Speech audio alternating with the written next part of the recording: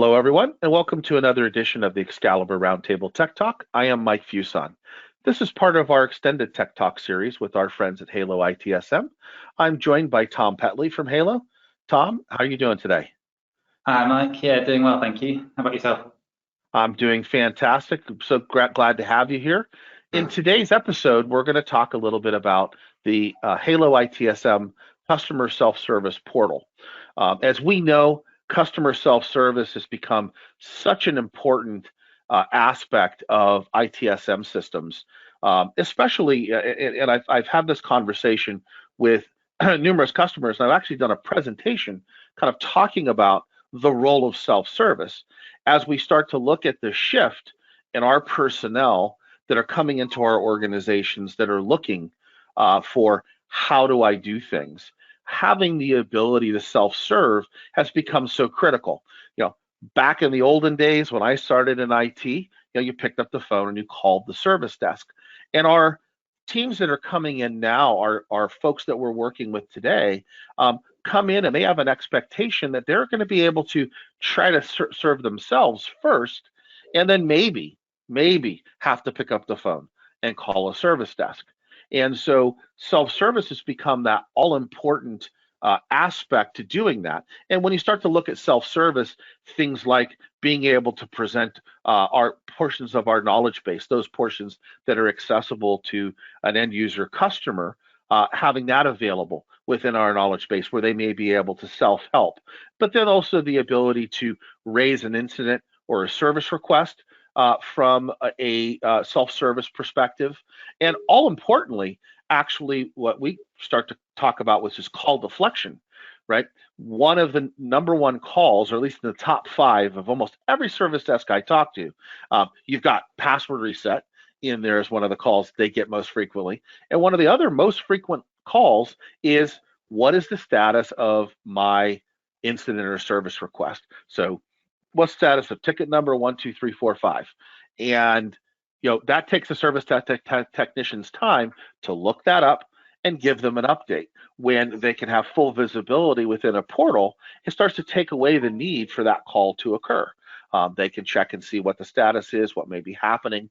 And of course, we can present to them any manner of information that we may need to allow them to have visibility into that.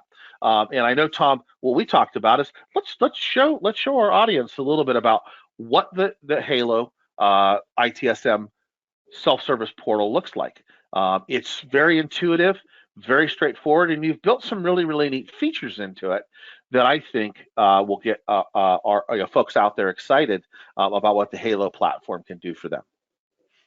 Yeah, absolutely. Let me share my screen now and I can talk you through a few of those things.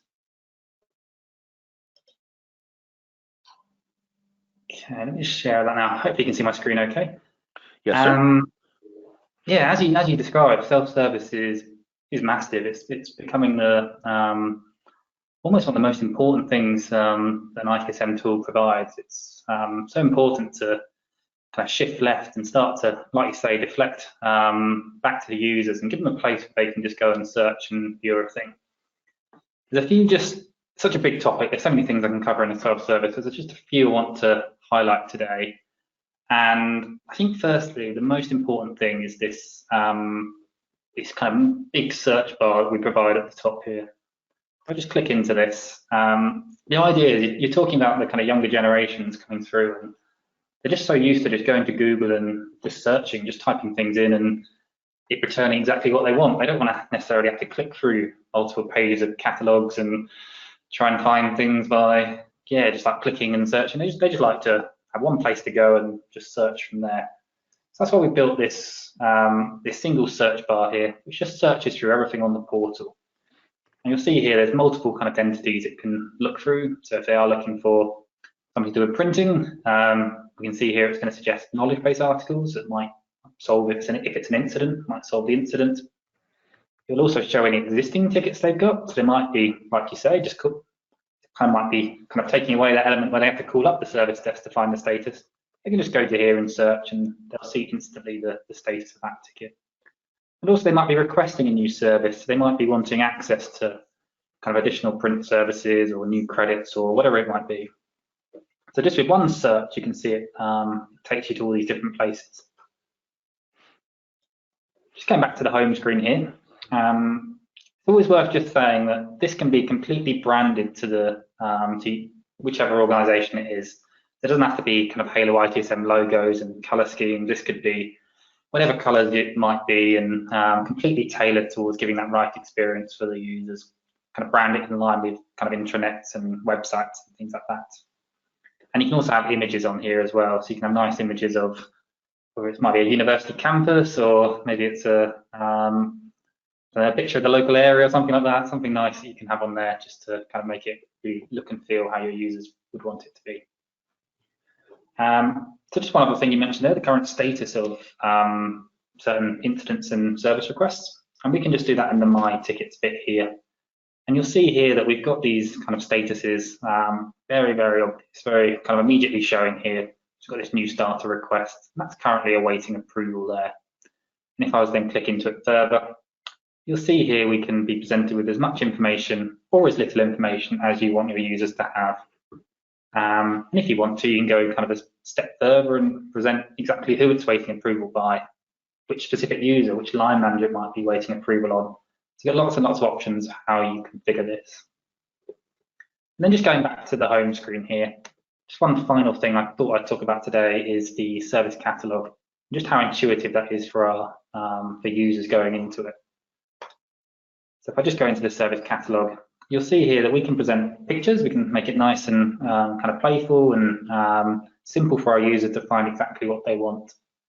I've got this structured here as a kind of a menu down the left-hand side, going into here and then filtering our service requests from there. But if you prefer, you can have it, we describe a little bit more Amazon style, where you you click through different layers. So you could click into accounts and access, then click into the relevant service. And then again, select the service you want. And then this has just got a bit of the dummy description behind it, but you can have a nice description of the service in here.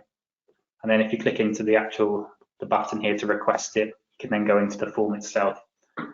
And these are just, again, very, very configurable, just in the all the configurations kind of web-based. So you can just drag and drop the fields you want. Yeah, and have that kind of build out the forms you want. And I noticed, Tom, on the service catalog itself, there was a search option. So if a user searches, is that tied to keywords? Can we have both keyword searches? So, one of the things I think about is when you think of like a new onboarding request or something like that, different people may frame it with different verbiage. So what's that search tied to? So it's tied to, there's a few options it's tied to. It's tied to, firstly, obviously the name of the service. You can also associate tags, so you can associate kind of keywords to tag to it. And you can also, if you want to, use this description field that sits, summary field, this one is, that sits beneath it. You can use that as a searching criteria. So when you'll see I search new here, you'll see it's kind of bringing back, it's actually using the summary in this case to bring back anything with the word new in it. But you can tag however you want it to work, really. So extremely flexible to really provide that, really excellent customer experience, and them being able to find things without having to hunt and peck through a service catalog, which I know for a lot of our customers is sometimes a frustration with service catalogs. Because the service catalog serves, it's a classification system, so usually serves multiple purposes. One, to help a customer in a self-service portal context tell us what they need, but also it helps with classifying things from an IT perspective, so we know how many of what type of request we may have received based on how we're going to build out our metrics. And so by making this an intuitive and easy search, and I even saw in the general search page on the main page, it actually is bringing these back as well. That's tying a bunch of different pieces together, where they didn't even have to go into the service catalog. They actually were starting to be presented items that are part of the service catalog, but could also be tickets that may relate to me, or could be a knowledge article that may relate to things as well. So this gives us that ability to really get a full picture as a customer. Yeah, yeah. It's just so important that we just make the self-service as easy as possible for our users, and we don't get drawn into some kind of overly engineered service catalog purely designed for IT. We've got to keep the users in mind, because by shifting kind of your kind of emphasis onto self-service, it just gives you so many benefits and frees up so much time. That's kind of my take on it anyway.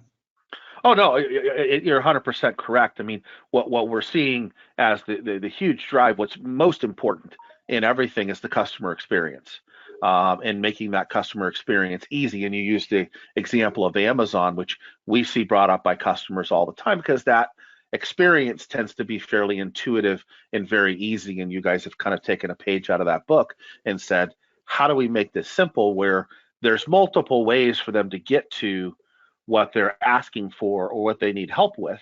And all along the way, we're going to make it easy for them to search for it or drill down into it based on how they choose to interact with it, which I think is fantastic.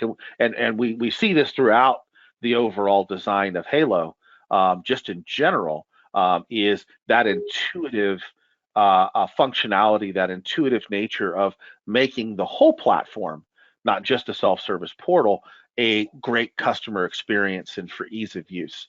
We're going to have a webinar upcoming here soon, and we're going to be able to dive into this a little bit deeper. We hope you'll all join us. Tom, thank you for joining us and sharing a little bit about the Halo self-service portal.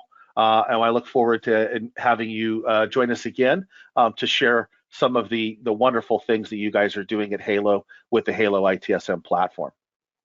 Brilliant. Thanks a lot, Mike. Thanks for your time. Great. Thanks. Take care.